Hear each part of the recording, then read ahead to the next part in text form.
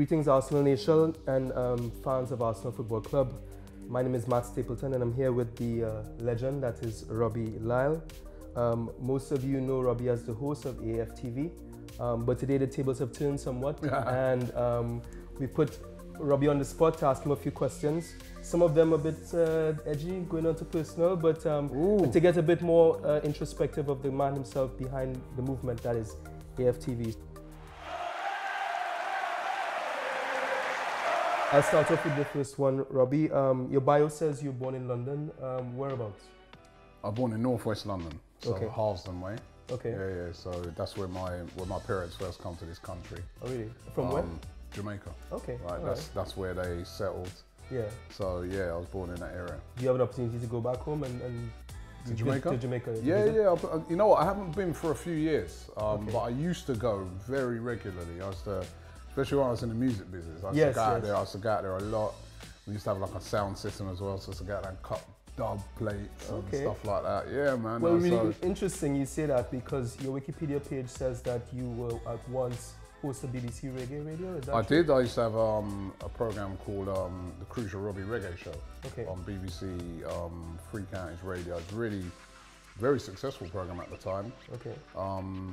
And I did a couple of shows on Radio 1 a few times as well. So yeah, nice to be heavily into music. Okay, and well, I've heard through the grapevine as well that you also did a bit of club management.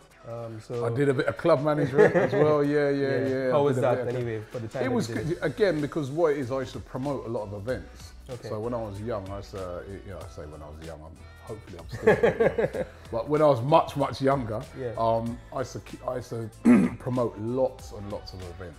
I used to be known for that. I used to keep lots of reggae shows, Beanie Man, Barry Salmon, people like that.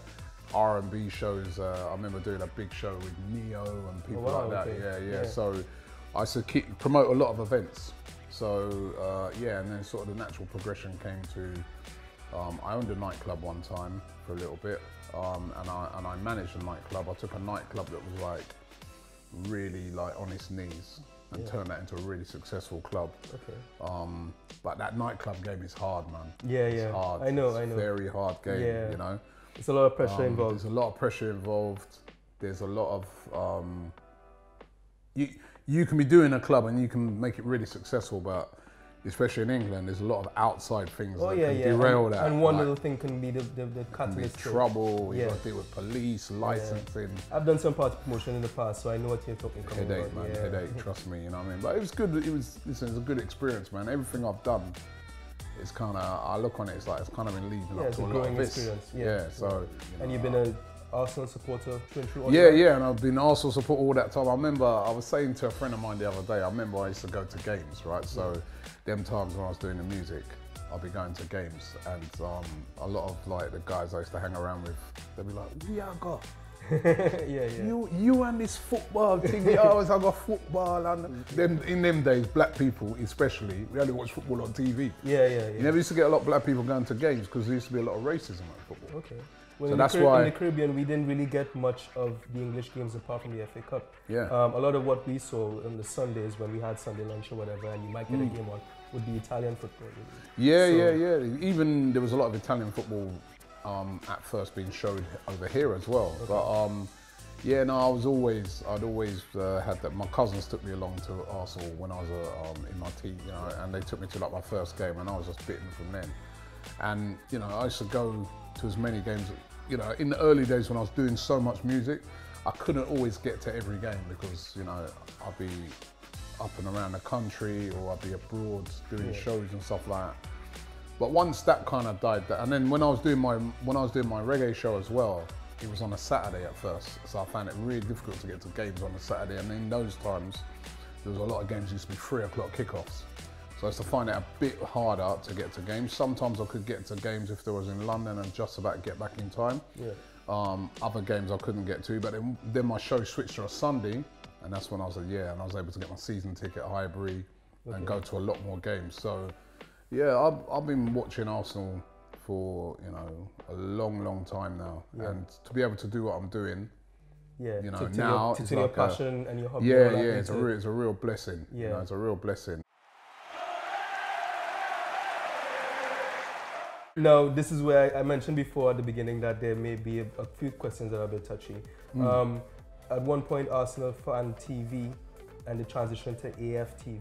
There was a bit of controversy there. Can you explain in brief, what really happened? The controversy was because somebody spread a rumour that we've been forced to change our name to AFTV, okay. which is not true. We'd had a plan for a very long time to one of the problems we had with having the name Arsenal in Arsenal Fan TV is that you can't trademark it. You're limited in certain things you want to do as regarding making it bigger. Yeah. So for quite a while we've had the idea that, want to kind of rebrand ourselves and rename ourselves, and so that was the whole process behind it. But okay.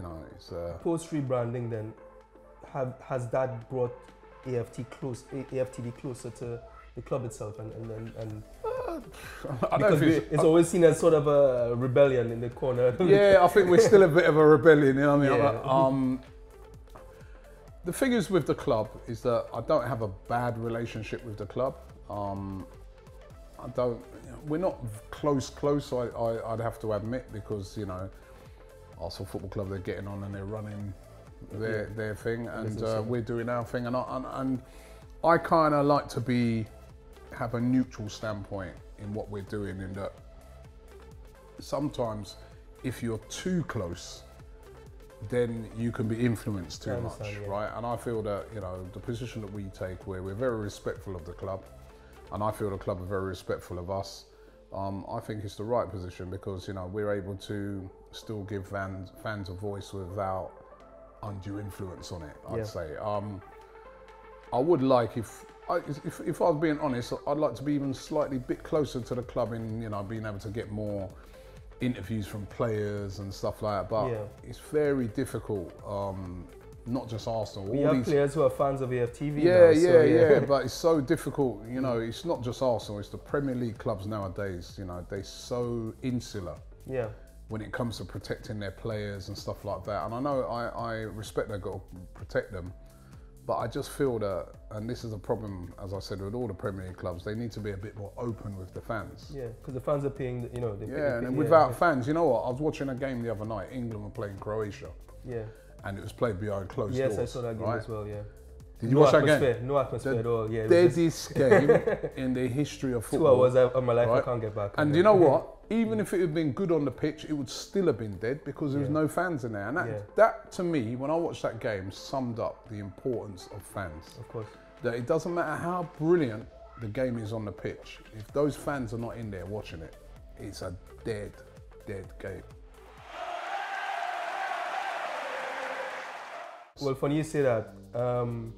If you remember, because you said you had a lot of experience attending games at Highbury.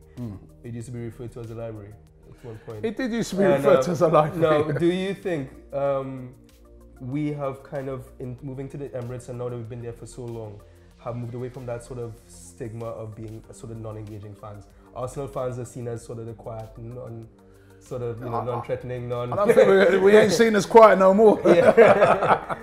Listen, the thing is that the reason why Arsenal, they used to call it the library, right, is that it wasn't quieter than any other club at Highbury. I used to go there every week, right? There was a good atmosphere at Highbury. I'd say the only thing is, right, is that back in the day, you had clubs that had like in West Ham and those sort of clubs that had that real laddie, real hardcore fans, right? Yeah. West Ham, Millwall, Chelsea, they're really hardcore. Whereas Arsenal was always seen, their fans was always seen as quite classy guys. Okay. Still quite working class, because Islip and obviously very working class place and that. But the fans were seen as more, and they weren't always, even though all these clubs had these different firms, and Arsenal had one as well, but they didn't have the reputation like them other clubs for all this fighting and like Wolverhampton and Millwall and all that. So I feel that's where some of that comes from. But listen, our fans are just as passionate, if not more so, than the fans of these other clubs in London. You know what I mean? So, well, taking it a bit broader from the London clubs, I mean, I think it's 6 days now. Well, 6 days till Arsenal's birthday because he's 22nd of October. Do you think Arsenal would have lasted as long as he did at a club like Newcastle or whatever, where the fans have much? No chance. Again, I used to say this, right? As I go, Arsenal. I put this out there a lot of times. I said, Arsenal Football Club. The fans of Arsenal Football Club are the most patient fans yes. In this country. And every time I say that, people start laughing. And I'm like, listen, we had a manager for 22 years. Who else has had anything come? Only Man United with Fergie, right? I remember he was successful. Literally the whole time, apart from right at the start of it, right? Whereas with Arsene Wenger, the last 12 years, he didn't have much success. He had a couple FA Cup wins, which were great, but he didn't have a lot of success. We had to sell our best players year in, year out. We weren't buying from the top of the table no more. The club was focused on building the infrastructure. Yeah, you know, and the fans, right up until about the last few years, stuck with it. And they were like, listen, you'd speak to Arsenal fans all the time. And, you know, fans would be like, of other clubs would be like, yeah, you've just sold Nasri, your club's going down. And you'd hear the Arsenal fans and they'd be like, listen, I like what our club's doing. We've got a stadium. We've had to pay for our stadium. We'll get back. You know what I mean? They were patient.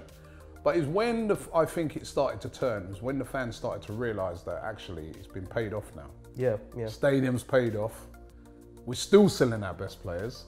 We're still not winning anything. We're still not progressing. That is when fans started to say, well, oh, hold on a minute. What's the excuse now?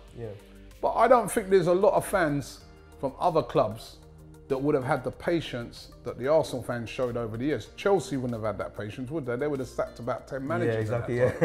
So would Man United. You see at the moment with Manchester United, how many managers have they had since Fergie's left? I think, you know, they're into their third manager and they're looking like sacking him as well. I would say with Man United, I think they let the current squad sort of age to the point where when they started making those key replacements, they had too many areas to replace. But listen, the point I'm making is this, right? Is that Man United, people look at them and they say their fans are quite patient in that they don't like changing managers too much. That's what I heard them saying. They've changed 3 since Fergie already. True. Arsenal, the guy, you know, Arsene Wenger was 12 years with very limited success. We got beaten by Birmingham in the League Cup final. Very limited success. Don't remind me of that. That's my most painful. Very limited success. Every year you used to see, and a lot of times it was the same things happening year in, year out. We'd play really well, get to January, dip, fall away, you know, and the fans were patient. The still majority of fans were behind Arsene Wenger up until the last few years. So for me, when people say that, you know, our fans are moaning, miserable, you know, I think we had a reason to be over the last few years because things had just hit rock bottom.